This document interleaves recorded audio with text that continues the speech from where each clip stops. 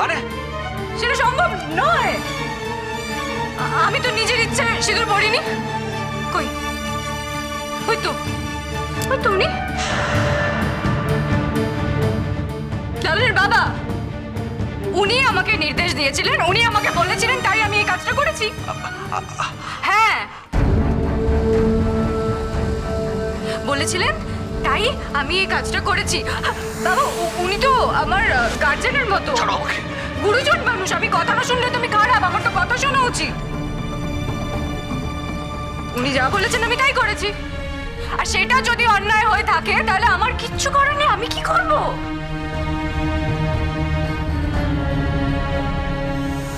আপনি বলেছেন এটা? হ্যাঁ বলেছি।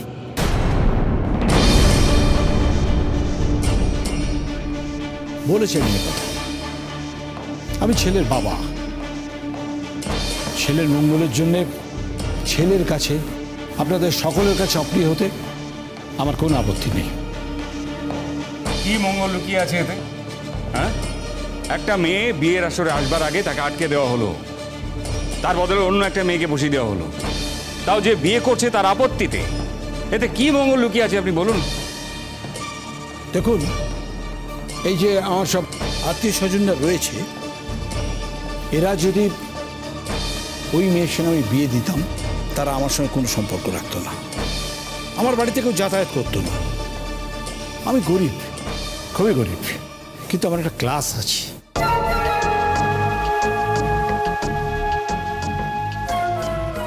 ওই পরের বাড়িতে কাজ করা মেয়েকে আমি আমার বাড়ির বউ করে নিয়ে আসতে পারবো না, আমি সত্যি পারবো না।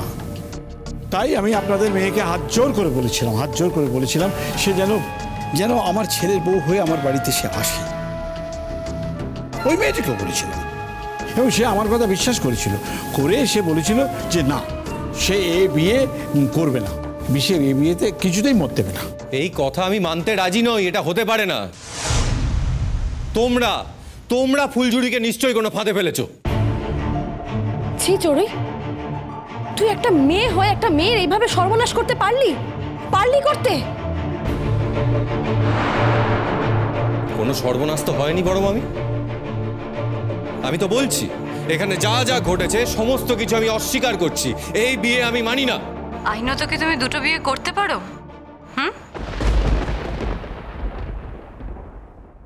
লালন, পারো? তুমি সবার সামনে আমাকে সিঁদুর পরিয়েছ, তারপর তুমি আরেকটা মেয়েকে ডেকে এখানে আবার সিঁদুর পরাবে? এসব হয় নাকি? এটা যদি তুমি করো, তার মানে তো এটা নয় যে আমি আমার মাথায় সিঁদুর তুলে ফেলবো। তুলবো না তো, আমি তোমার পরিচয় নিয়েই ঘুরে বেড়াবো।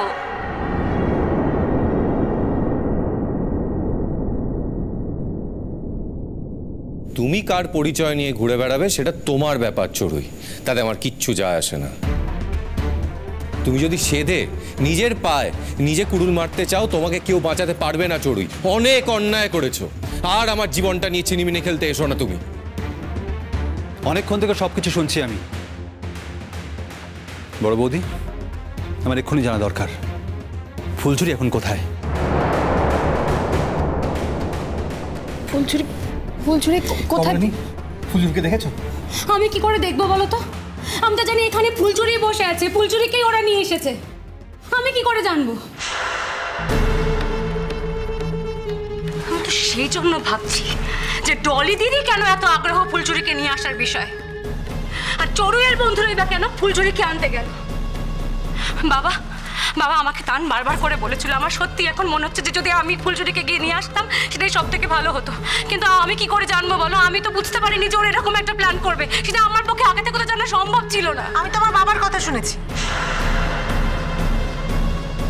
আমার বাবা আমাকে যা করতে বলেছে আমি আমি আমি সেটাই করেছি। বাবাই তো বলেছে যে ওই ফুলঝুরি নাকি বলেছে যে ও বিয়ের আসরে আসবে না, সেই জন্য বাবা গিয়ে চড়ুইকে বলেছে, চড়ুই রাজি হয়ে গেছে। সুতরাং আমি শুধু ওইটুকুনিই জানি। হ্যাঁ, আমার কিন্তু কোনো অন্যায় নেই। ন্যায় অন্যায় বোধ তোমার আছে? যদি থাকতো তাহলে বুঝতে একটা মেয়ে হয়ে অন্য একটা মেয়ের কত বড় সর্বনাশ তুমি করেছো। সেটা বোঝার বোধটুকুও তোমার নেই। পরমা, এখনই সেই সময় যখন আর এক মুহূর্ত সময় নষ্ট করা ঠিক হবে না। এই যে লালনের বাবা মেয়েটা সম্পর্কে এত কথা বলছে, একটাই কারণে তো, মেয়েটা লোকের বাড়ি কাজ করে বলে, মেয়েটা কাজের মেয়ে বলে। কিন্তু যে বাড়িতে মেয়েটা কাজ করে সেই বাড়ির লোকেদের সঙ্গে মেয়েটার কি সম্পর্ক সেটা আজ সবার জানা দরকার পরমা। আর সেটা জানাবে তুমি। আশা করি আজ তোমার মধ্যে কোনো সংকোচ কাজ করবে না। পরমা, কয়েকটা লোক মিলে মেয়েটার জীবনটা নষ্ট করে দিচ্ছে, ওকে শেষ করে ফেলতে চাইছে। ওকে বাঁচাতে পারে একমাত্র তুমি, শুধু তুমি ওকে বাঁচাতে পারো।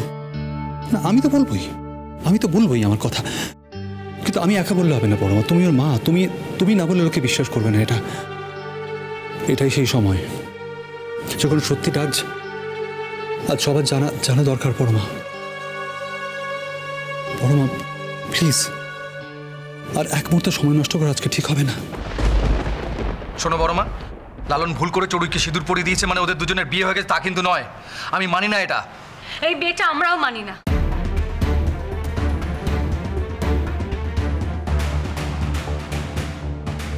মিথ্যে কথা বলে অন্যায় করে লুকিয়ে একজনকে বাধ্য করা হচ্ছে সিঁদুর পরানোতে। এর মধ্যে প্রতারণা আছে, আর কিচ্ছু নেই। আর এই প্রতারণার উত্তর চাই, এর একটাই উত্তর। দেখ হালুয়া, এর উত্তর হলো ফুলঝুরিকে নিয়ে এসে এখানে, ঠিক এখানেই লালনের সঙ্গে বিয়ে দেওয়া। মা, আপনি কি করে বলছেন এই কথাগুলো? চড়ুই আপনার নিজের নাতনি তো। অন্যায়ের কাছে কে নাতনি আর কে নাতনি নয় সেটা বড় কথা নয়। চড়ুই আমার নিজের নাতনি হলেও সে যদি অন্যায় করে থাকে সে অন্যায়ের দাম তাকে দিতে হবে, বুঝলে? এই একটু আগে বলছিল না ও নাকি বিয়ের সম্পর্কে কিছুই জানে না। এই বিয়ে হওয়ার পর এত গান গাইছো করতে গিয়ে কেন? কারণ আমি চড়ুইয়ের মা। আপনাদের কিছু নাই যায় আসতে পারে, কিন্তু আমি যেহেতু চড়ুইয়ের মা, আর আমার মেয়ে যেহেতু এখানে বিয়েটা করেছে সকলের সামনে মাথায় সিঁদুর করে, আমার মেয়ে বিয়ের পর ঘুরে বেড়াবে, এক মাথা সিঁদুর নিয়ে ঘুরে বেড়াবে, অথচ কারোর সামনে নিজের বর হিসেবে কাউকে পরিচয় দিতে পারবে না। সেটা তো মা হয়ে আমি মেনে নিতে পারি না, তাই না মা?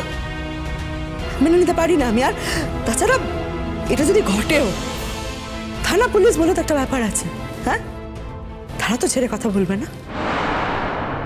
দেখুন, ওই থানা পুলিশের ভয় আমাকে দেখাবেন না। যদি সেটা দেখানোর হয় তাহলে নিজের মেয়েকে দেখান। একটা কথা শুনে নিন মন দিয়ে। ওই ফুলঝুরিকে হোলির দিন যে রং মাখানো হয়েছিল যাতে ওর চোখ নষ্ট হয়ে গেছিল, সেখানকার কিছু ফুটেজ কিন্তু আমার কাছে আছে।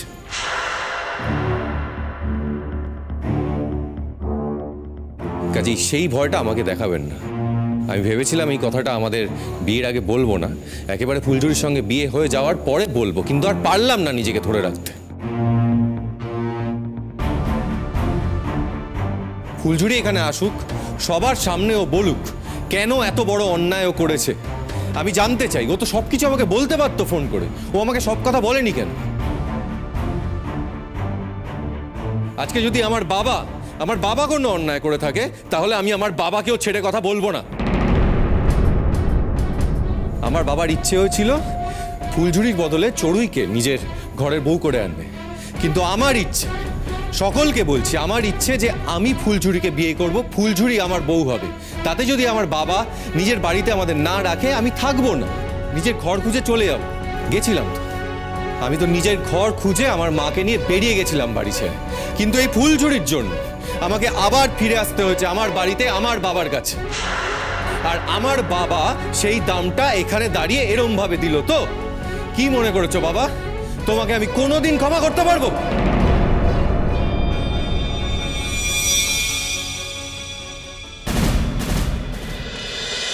Bolo Kono